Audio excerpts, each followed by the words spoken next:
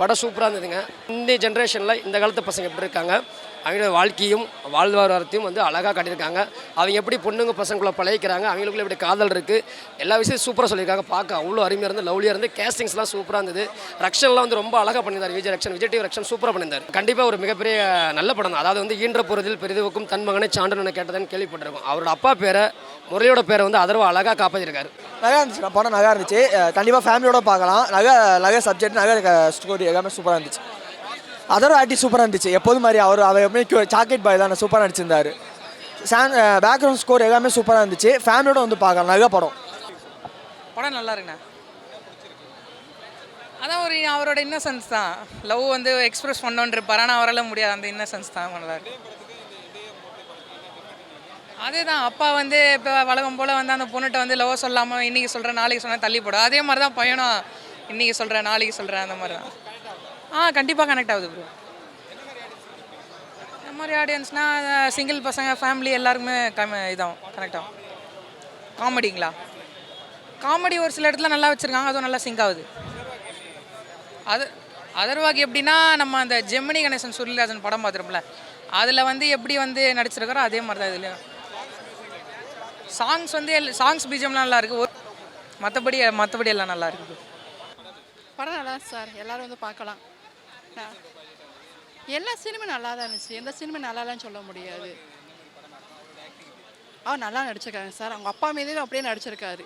அடுத்தது நல்லா இது ஒன்றும் இல்லை சார். படம் ஃபுல்லாக நல்லா தான் இருக்குது, எதுவுமே ஒன்றுமே சொல்ல முடியாது. எல்லா சாங்ஸும் நல்லா இருக்குது. அவங்க கொடுத்த ரோல் கரெக்டாக நடிச்சிருக்காங்க. நல்ல கதை, நல்லா இது படம் நல்ல படம். படம் ரொம்ப நல்லா இருக்குது. எல்லோரும் கண்டிப்பாக வந்து பாருங்கள்.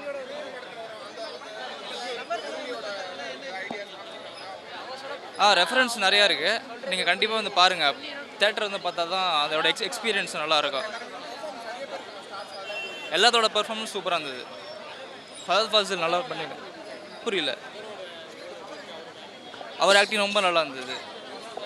மியூசிக் சூப்பராக இருக்குது. படத்தோட ப்ளஸ் என்னன்னா ஓவராலாகவே ப்ரொடக்ஷனோட வேல்யூ சூப்பராக இருக்குது. நான் நிறைய இடத்துக்கு போய் எடுத்திருக்காங்க படத்தை. ரொம்ப நல்லா இருக்குது. எல்லோரும் கண்டிப்பாக வந்து பாருங்கள். பார்க்க வேண்டிய படம். ஃபேமிலி ஆடியன்ஸுக்கு பிடிக்கும். படம் நல்லா இருக்குது சார். ஆதரவாக நல்லா பண்ணியிருக்காங்க. ஹீரோடியில் நல்லா பண்ணியிருக்காங்க. கொடுத்த ரோல் கரெக்டாக பண்ணியிருக்காங்க. ட்விஸ்ட்டுக்கு மேலே ட்விஸ்ட்டு தான் இருக்குது. படமே செம்ம அருமையாக இருக்குது. எல்லாம் ஃபேமிலியோட வந்து பாருங்கள். ஸ்டோரி வந்து லவ் பண்ணுறாரு, ஆனால் லவ்வை வந்து யார்ட்டையும் சொல்லலை அவங்க. அதனால் லவ் பண்ணால் சொல்லணுன்றாங்க. படம் ஃபுல்லாக சொல்லவே இல்லை. அவர் மனசுக்குள்ளே வச்சுக்கிறாரு. 3 பேர் லவ் பண்ணுறாரு, 3 பேர் அவர் சொல்லவே இல்லை. ஃபைட்டு சீன் எல்லாமே சூப்பராக இருக்குது. நல்லா சிரிச்சிட்டே இருக்கலாம். ட்விஸ்ட்டுக்கு அதிகமாக தான் இருக்குது. அதுமாதிரி எதுவுமே குறை சொல்கிற மாதிரி ஒன்றுமே இல்லை சார். நல்லா இருக்குது படம், சூப்பராக இருக்குது. எல்லோரும் வந்து பார்க்கலாம்.